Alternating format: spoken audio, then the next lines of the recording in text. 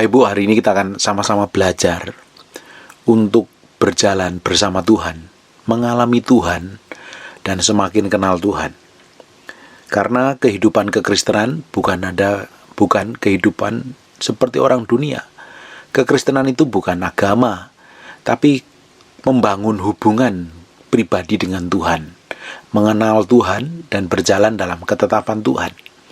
Tapi banyak orang menjalankan kehidupan kekristenannya beragama. Akhirnya apa? Dipenuhi dengan peraturan dan hukum. Kalau menjalankan kehidupan kekristenan kita itu dengan peraturan dan hukum, ujung-ujungnya kita akan mudah menghakimi orang, menilai orang, dan menuding orang, menuduh orang. Ketika kita mendapatin orang lain tidak seperti yang tertulis di dalam firman, kita tuding, kita tuduh, kita hakimi, kita akan mudah menilai orang lain dengan penilaian kita. Tapi ketika kita ini semakin hari, semakin mengenal Tuhan, memiliki hubungan yang dalam dengan Tuhan, mengenal hati Tuhan secara pribadi, kehidupan kita akan berbeda. Tapi hukum itu ada di dalam hati kita. Kita melakukan segala sesuatu karena kita mencintai Tuhan. Tuhan yang tinggal di dalam kita. Hukum tidak lagi tertulis, hukum bukan lagi sebagai beban, peraturan bukan sebagai pagar untuk kita tidak melanggar segala sesuatu yang sudah ditetapkan. Tapi karena kita mencintai Tuhan dan mengasihi Tuhan, kita tidak melakukan pelanggaran, kita tidak mau melakukan dosa, kita tidak mau melanggar hukum, karena cinta kita dan pengenalan kita akan Tuhan. Harusnya kita memiliki pengalaman kedalaman dengan Tuhan. Kita harus memiliki hubungan pribadi dengan Tuhan. Bagaimana kita memperlakukan Tuhan dalam kehidupan sehari-hari, itu akan terlihat seberapa dalam kita kenal Tuhan. Kita akan tahu bagaimana memperlakukan Tuhan. Kalau kita kenal Tuhan sebagai penolongmu, sebagai rajamu, engkau akan memperlakukan Tuhan berbeda. Ketika engkau memperlakukan Tuhan sebagai untuk memenuhi sekedar kebutuhanmu, caramu berdoa pun juga akan berbeda. Coba buka sebentar di Mazmur pasal yang ke-27 ayat ke-4. Satu hal yang kuminta kepada Tuhan, itulah yang kuinginin. Hanya satu yang kuminta kepada Tuhan, itulah yang kuinginin. Apa itu? Diam di rumah Tuhan seumur hidupku, menyaksikan kemurahan Tuhan dan menikmati bait-Nya. Seseorang yang tidak fokus pada tujuan Tuhan, dia fokus kepada kepentingannya sendiri, dia akan fokus pada kebutuhannya sendiri, keinginan dagingnya akan menguasai, kemauannya akan mengendalikan. Harusnya semakin kita kenal Tuhan, harusnya kita semakin bertumbuh di dalam Tuhan setiap hari, mengalami pengenalan semakin dalam. Perjalanan hidup kita pun akan semakin hati-hati. Semua tindakan dan perilaku kita akan hati-hati. Seseorang yang kenal Tuhan, kerinduannya satu, berjumpa dengan Tuhan, diam bersama Tuhan, mengalami Tuhan. Kalau kita ini masih fokus kepada hal yang duniawi, apapun itu namanya, kita akan fokus kepada tujuan itu loh. Tapi kalau kita ini fokusnya kepada tujuan Tuhan, kita hanya ingin kenal Tuhan, ingin kenal tujuan Tuhan, berjalan seperti yang Tuhan mau. Pada titik seperti itu, kita akan dibawa dalam kematian daging kita. Ketika kita menghadap Tuhan, yang kita fokuskan bukan kebutuhan kita, kepentingan kita, permohonan kita, dan doa-doa kita supaya dijawab Tuhan. Tapi ketika kita datang kepada Tuhan, yang kita pentingin adalah hati Tuhan dan perasaan Tuhan. Tuhan sudah disenangkan belum dengan apa yang kita kerjakan, apa yang kita lakukan? Tuhan sudah suka belum? Tuhan sudah bahagia nggak dengan hidup kita? Harusnya kita didapati Tuhan itu senang ketika kita berdoa, datang menyembah Tuhan. Tuhan dapatin kita bangga dan bahagia karena hidup kita itu menyenangkan. Kok bisa menyenangkan? Karena kita kenal Dia, kita tahu kehendaknya, kita tidak mau melakukan segala sesuatu di luar kehendaknya. Harusnya dengan perjalanan kekristenan kita yang tambah hari tambah berumur, bertahun-tahun dah ke gereja, sudah baca firman, sudah pelayanan, sudah melakukan banyak hal untuk pekerjaan Tuhan, harusnya kita bisa mengalami pertumbuhan, pengenalan akan Tuhan secara penuh. Kita kenal Tuhannya itu secara utuh dan ungkul. Kita tujuannya ketika menyembah dan berdoa bukan fokus pada diri kita sendiri. Tapi berapa banyak hari ini ketika kita ini datang berdoa kepada Tuhan, yang kita ajukan pertama kan adalah permohonan. Apakah kita berdoa dengan permohonan itu salah? Tidak salah.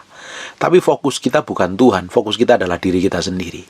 Ketika kita menyembah atau kita melayani dalam kamar doa kita, banyak sekali kita masih berpikir bagaimana kita diurapi, diberikan hikmat dan pengertian. Itu pun masih kita fokus pada tujuan kita sendiri.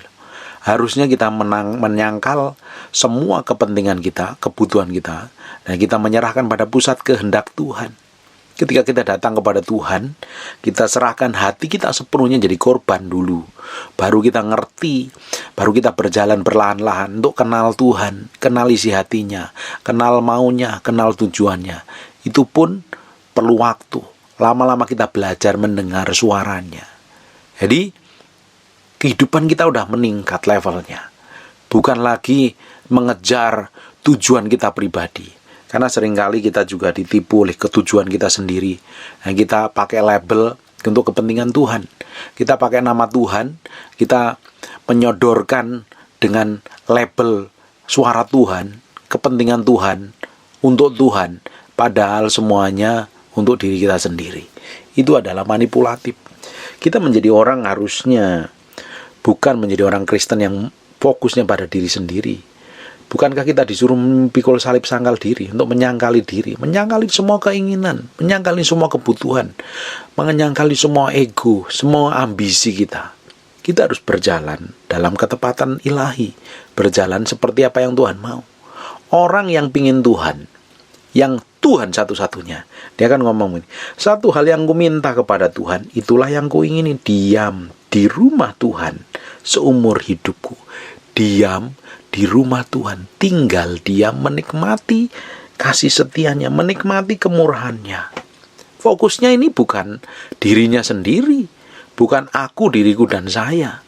Yang difokuskan kalau sampai titik seperti ini, hanya pingin tinggal bersama Tuhan, diam. Tinggal pun bersama Tuhan, hanya diam, menikmatin Tuhan. Berapa banyak ketika kita ini berdoa, kita tuh sibuk dengan segala macam kebutuhan kita loh. Semua macam persoalan. Ketika kita berdoa, kita datang menyembah Tuhan pun, seringkali kita fokus kepada kebutuhan kita, keinginan kita, kemauan kita, kehendak kita. Kita perlu diam. Rest in the Lord. Rest in the Lord. Kita diam, menaklukkan semua pikiran, kemauan, kebutuhan, kehendak kita di dalam hati Tuhan, dalam pusat kehendak Tuhan. Coba Bapak Ibu, setelah Bapak Ibu dengar firman ini, Bapak Ibu doa sebentar, tidak minta apa-apa, berdiam diri. Ketika engkau berdiam diri, proses penyalipan keinginanmu, pikiranmu, kedaginganmu itu sedang berjalan loh. Karena ketika kita bisa berdiam, kita diam diri, pikiranmu akan mengembara kemana-mana. Engkau akan susah sekali menaklukkan. Nah, itu perlu proses itu. Untuk sampai pikiran kita takluk pada pusat kehendak Tuhan. Sampai pikiran kita itu tenang dalam hadirat Tuhan. Itu perlu dilatih. Tidak bisa instan. Nanti Bapak Ibu langsung praktek. Berdiam diri. Tapi berapa banyak ketika kita berdoa, kita langsung terocos dengan segala macam permohonan. Segala macam kepentingan. Segala macam kebutuhan. Bahkan kita nyembah pun dengan embel-embel di belakangnya. Supaya kita diberkati.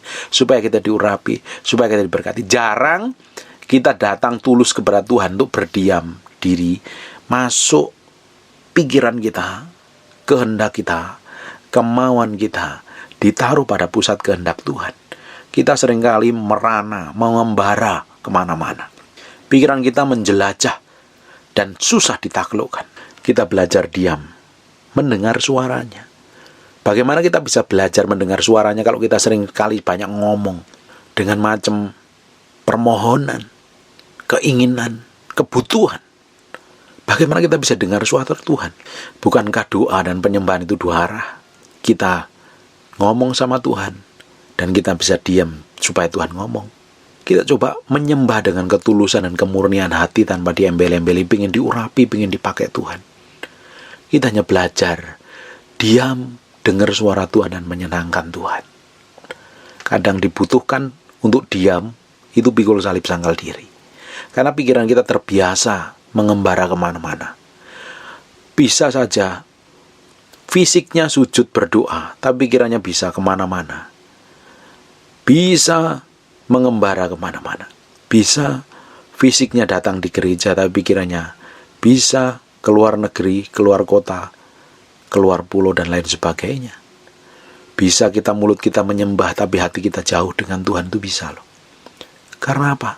Kita gak mau pikul salib sangkal diri. Penyembahan yang kita lakukan hanya rutinitas. Penyembahan yang kita lakukan ya sebagai tugas dan kewajiban. Sebagai orang Kristen, mungkin diwajibkan gembalanya untuk doa fajar, untuk doa petang, atau mungkin hanya sebagai aktivitas sebagai pemimpin pujian, ya harus menyembah. Lagu pelan 2 kali dan harus menyembah. Bukan karena mencintai Tuhan dan mengasihi Tuhan. Kalau kita datang kepada Tuhan, kita harus mencintai Tuhan. Bukan karena dorongan tertentu. Memang awalnya banyak motivasi datang kepada Tuhan. Seperti Daud pun untuk mengalahkan Goliat, banyak motivasinya. Seringkali kita datang melayani pertama kali kepada Tuhan pun banyak motivasi. Saya pun ketika dipanggil Tuhan pertama kali jadi hamba Tuhan, banyak motivasi yang jahat, yang busuk, yang tidak berkenan di hadapan Tuhan. Dengan berjalannya waktu, motivasi di dalam hati saya dimurnikan. Hati kita itu semakin hari, semakin kita berjalan bersama Tuhan, motivasi yang di dalam itu harusnya dimurnikan. Karena kita mengalami pertumbuhan dan pengenalan akan Tuhan perlahan-lahan. Tapi kalau Bapak Ibu sudah bertahun-tahun kenal Tuhan, melayani Tuhan, tapi karaktermu, kelakuanmu itu busuk dan jelek, buruk, menjadi batu sandungan, dan tidak menyenangkan orang lain, menyenangkan Tuhan, itu perlu dipertanyakan. Ada perlu yang dirubah. Harusnya, normalnya, semakin kita mengenal Tuhan, mengalami perjalanan bersama Tuhan, kedekatan dengan Tuhan, semakin hari, semakin fokusnya kepada tujuan Tuhan, menyenangkan Tuhan, gak ada yang lain. Tinggal di dalam baitnya seumur hidupku. Satu hal yang ku minta kepada Tuhan, itulah yang ku ingin. Orang pingin itu karena benar-benar memiliki kesungguhan dan ketetapan hati. Rindu banget, ingin banget. Sampai benar-benar seperti orang yang hamil yang ngidam. Kalau nggak dipenuhi kebutuhannya, sampai benar-benar nggak tahan. Nah, kerinduan kita akan Tuhan itu akan menentukan seberapa besar kita mencintai Dia. Kerinduan kita kepada Tuhan itu sebatas apa? Atau sebatas kita ingin dipenuhi kebutuhan kita, dijawab semua doa-doa kita, hidup kita dipakai supaya dilihat orang. Karena banyak motivasi yang tersembunyi dan jahat di dalam hati kita. Sebagai hamba Tuhan pun, saya diproses Tuhan. Saya pun dimurnikan Tuhan. Sampai titik tertentu harus belajar dimatikan seperti yang Dia mau. Nggak enak buat daging. Memang harus mengalami proses ini. Supaya kita tuh didapatin berkenan di hadapannya. Menyenangkan Tuhan. Menyenangkan Tuhan. Seringkali banyak pelayanan kok. Saya pun dulu pernah mengalami kayak begini. Kalau kita ini menjalankan aktivitas kekristenan kita sebagai agama, kita tuh akan pingin tampil, dilihat orang, pingin dipuja orang. Karena kalau melihat orang bersalah, kita pingin hakimi, kita pingin tuduh dan lakukan segala macam cara. Kalau orang melanggar ketetapan, melanggar hukum Tuhan, melanggar kebenaran firman Tuhan, kita akan cenderung menghakimi dan menilai jelek. Tapi ketika kita memiliki hubungan pribadi dengan Tuhan, hidup kita itu berbeda. Cara kita melihat masalah, cara kita melihat problem berbeda karena kita pakai cara Tuhan. Ketika kita melihat orang jatuh di dalam dosa, kecenderungan daging kita biasanya menghakimi. Tapi kita beda karena kita memiliki hati Allah. Kita memiliki belas kasihan, memiliki empati, rasa sedih dan berduka, berdoa. Beda sikapnya dengan orang-orang yang melakukan agama sebagai hukum. Dia belajar firman untuk menghakimi orang lain, menilai orang lain. Bapak Ibu, kalau hidup kita ini masih suka ribut, suka berantem, suka menghakimi orang lain, suka menilai orang lain, artinya kita belum sungguh-sungguh mengalami Tuhan secara pribadi. Kita masih dangkal kenal Tuhannya. Kalau kita masih suka gegeran dengan orang lain, suka berantem, suka tuding, suka menyalahkan, hubungan kita itu masih dangkal. Semakin kita kenal Tuhan, kedalaman hati Tuhan, tujuan kita satu, menyenangkan Tuhan, gak ada yang lain. Diam di dalam baitnya, menikmati dan menyaksikan kemurahan Tuhan seumur hidup kita. Bagaimana orang yang diam di dalam rumah Tuhan, menikmati kemuliaan Tuhan, menikmati hadirat Tuhan, menikmati mujizat keajaiban Tuhan dan kasih karunia Tuhan. Di sisi lain kita bisa maki orang, kita bisa tuduh orang, kita bisa perlakukan orang lain buruk dan jahat. Tidak mungkin. Tidak mungkin. Seseorang yang mengalami hidupnya diubahkan, mengalami hubungan yang dalam dengan Tuhan, memiliki kedekatan yang berbeda, doamu akan berbeda, penyembahanmu akan berbeda, pelayan apapun yang kau kerjakan akan berbeda. Kalau kau jadi karyawan, kau akan jadi karyawan yang berbeda, jadi bos yang berbeda, jadi tuan dan nyonya di rumah akan berbeda, jadi suami yang berbeda, jadi istri yang berbeda, jadi anak-anak yang berbeda. Karena engkau kenal Tuhan, tujuanmu hanya menyenangkan Tuhan. Tapi kalau kita ini sudah ngaku pelayanan, ngakunya dekat Tuhan, ngaku ngerti kebenaran, tapi mulut kita jahat, mulut kita itu penuh dengan tudingan, tuduhan, menghakimi, hati-hati. Artinya pengalaman kita, pengenalan akan Tuhan masih dangkal, belum kenal Tuhan sesungguhnya. Bagaimana mungkin kita kenal Tuhan? Bagaimana mungkin kita memiliki kedekatan Tuhan? Tahu isi hati Tuhan. Tuhan sendiri nggak pernah menghakimi kok, sampai penghakiman terakhir nanti. Dia tetap tidak pernah putus asa dengan kita. Bukankah Tuhan tidak pernah putus asa dengan kita?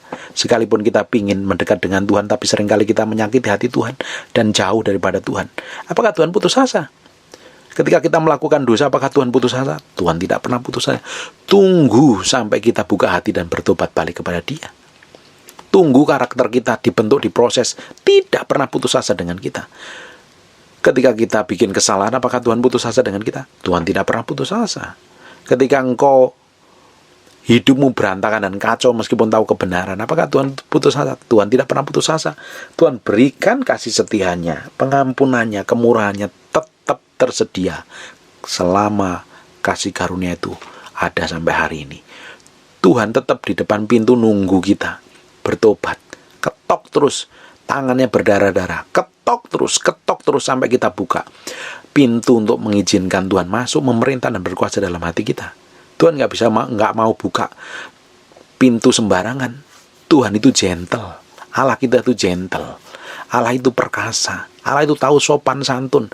Dia nggak akan memasukin pintu rumah orang sembarangan, sampai diketok baru bukain pintu, baru dipersilakan masuk, dia akan masuk. Bukankah Tuhan kita setia sampai hari ini?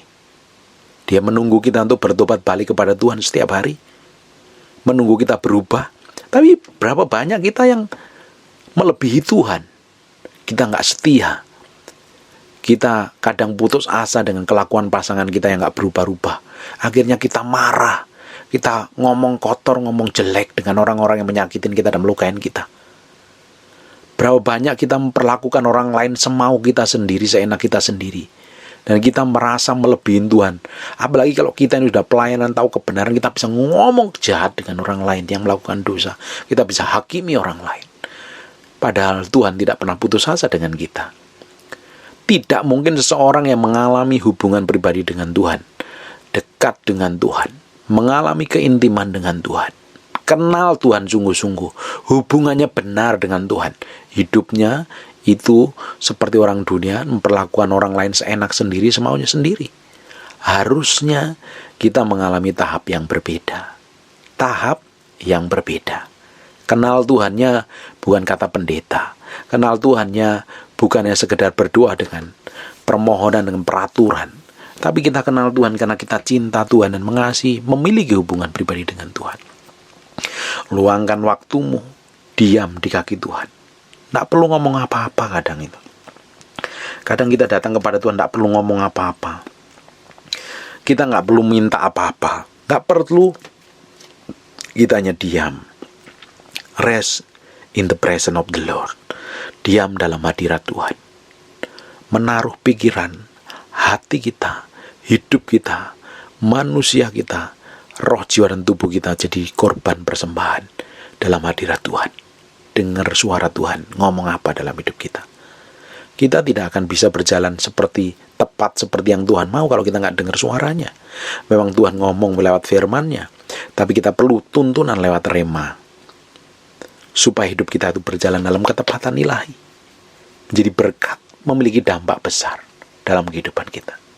Saya berdoa bahwa Ibu memiliki hubungan yang berbeda dengan Tuhan mulai hari ini. Doamu begitu berbeda dengan orang lain rata-rata. Kau memiliki penyembahan yang berbeda. Kau memiliki jam doa yang berbeda. Saya percaya hidupmu akan memiliki dampak besar. Ketika engkau dipakai Tuhan sebagai pengkhotbah, khotbahmu itu memiliki bobot dan otoritas. Ketika engkau menjadi pimpinan perusahaan, engkau akan memiliki hikmat dan pengertian. Sebagai orang tua, engkau akan memiliki hikmat dan pengertian yang berbeda. Sebagai suami, istri, atau apapun jabatanmu, engkau ditempatkan, statusmu, hidupmu akan berbeda. Seseorang yang mengalami kedalaman dengan Tuhan, hidupnya pasti berbeda. Bapak Ibu, meski beli bukunya Madam Jane Guyon, mengalami kedalaman Yesus Kristus, itu bagus sekali. Bagus sekali. Masuk ke dalam hati Tuhan, mematikan semua keinginan daging kita, untuk mengerti kehendak Tuhan yang sepenuhnya. Kita tidak akan tahu kehendak Tuhan yang sepenuhnya sampai kita ini benar-benar masuk kenal hati Tuhan. Kita tidak bisa masuk kenal hati Tuhan kalau kita itu penuh kedagingan, penuh ego, penuh ambisi, penuh amarah, penuh emosi. Itu adalah orang-orang di pelataran. Harusnya kita bergerak masuk ke ruang kudus. Tidak hanya berhenti sampai situ, ke ruang maha kudus. Mengalami dimensi pengenalan akan Tuhan yang berbeda. Mengalami hubungan yang berbeda. Cara kita memperlakukan Tuhan itu berbeda kalau kita mencintai, kenal Dia. Selama ini kita anggap Dia sebagai jawaban doa kita, mungkin pelengkap permohonan kita. Tapi kita tiba-tiba kita kenal sebagai kekasih hati kita. Kita memiliki hubungan yang dekat. Kita nggak hanya ingin datang kepada Tuhan, tiba-tiba kita lupa akan kebutuhan kita, lupa dengan kepentingan kita. Kita hanya ingin nempel kepada Dia karena kita mencintai. Kita ingin kenal hatinya, kita ingin kenal maunya. Hanya kita ingin mau dekat, intim, nyembah. Tanpa terasa engkau tutup matamu dan kau nangis karena merasakan kemurahan dan kasih karunia Tuhan. Kasih setianya mengalir dalam hidupmu. Engkau diam tapi menikmati hadiratnya, memenuhi hidupmu. Dan itu perlu dilakukan setiap hari. Bayangin Bapak Ibu, kalau kita mengalami itu setiap hari, dampak dalam hidupmu itu besar sekali, powerful sekali. Tuhan begitu real, Tuhan begitu nyata dalam setiap apa yang kau kerjakan, apa yang kau lakukan. Bayangin, nama Tuhan disebut atasmu. Hadirat Tuhan akan mengalir melalui hidupmu. Kata-katamu memiliki makna, bobot, dan kuasa. Tiba-tiba orang yang dekat dengan kau akan merasakan Tuhan, menikmati aliran kasih Tuhan yang memenuhi hidupmu. Barang siapa haus dan lapar, dia akan dipuaskan. Ketika engkau minum air kehidupan itu, kita dekat dengan Tuhan. Air itu akan menjadi sumber mata air dalam kehidupan kita, mengaliri banyak orang di sekitar kita, memuaskan kita. Tidak hanya sekedar itu, memuaskan orang di sekitar kita. Yesusnya meluap-luap penuh, manifestasi dari kuasanya mengalir melalui hidup kita. Menyenangkan Tuhan itu yang utama. Menyenangkan Tuhan, menyenangkan Tuhan, menyenangkan Tuhan. Itu tujuan utama itu. Kita datang kepada Tuhan, coba belajar menyenangkan Tuhan. Udah gak ada yang lain. Coba datang menyenangkan Tuhan. Tuhan, aku ingin menyenangkan Kau. Bagaimana caranya? Nanti Tuhan ajari. Tuhan akan lembutkan hatimu. Tuhan akan proses hidupmu. Sekalipun kau diproses gak enak, Tuhan cukupi semua kebutuhanmu, keperluan dicukupi. Tapi Tuhan lebih mau hatimu. Mau hatimu. Perlahan kita berikan hati kita kepada Tuhan sebagai korban. belajar menyenangkan Tuhan. Datang kepada Tuhan hanya ingin mencintai, membawa cinta kita di hadapannya. Ketika datang kita berdoa, Bapak Ibu nanti setelah dengerin firman ini, masuk kamarmu dan berdoa. Tutup matamu, matiin handphonemu. Bawa hatimu untuk menyenangkan Tuhan. Jadi korban yang terbaik. Tidak usah minta yang lain. Beri sepenuhnya kepada Tuhan. Buat Tuhan disenangkan dengan semua yang ada pada diri hidup kita. Apa itu pikiranmu, perkataanmu, perbuatanmu, tubuhmu. Jadi korban, bawa sebagai korban. Supaya Tuhan disenangkan. Saya berdoa, Bapak Ibu semuanya dengerin apa yang saya sampaikan ini, mengalami hubungan yang berbeda, pengalaman yang berbeda dengan Tuhan. Amin. Mari kita berdoa. Bapa, dalam nama Yesus, biar firman yang hamba-Mu sampaikan yang sederhana tembus sampai ke hati umat-Mu, bahwa kami masuk dalam dimensi kedalaman dengan Tuhan, mengalami Tuhan secara pribadi, mengalami Tuhan secara pribadi, mencintai Tuhan lebih dari apapun juga, mencintai Tuhan lebih dari apapun juga, mencintai Tuhan lebih dari apapun juga. Dapatin kami sebagai korban yang menyenangkan hati-Mu. Setiap hari, setiap saat hanya menyenangkan hati-Mu. Gak ada yang lain Tuhan. Berkati umat-Mu. Dalam kasih karunia-Mu dan anugerah-Mu hamba-Mu mohon. Dalam nama Yesus. God bless you.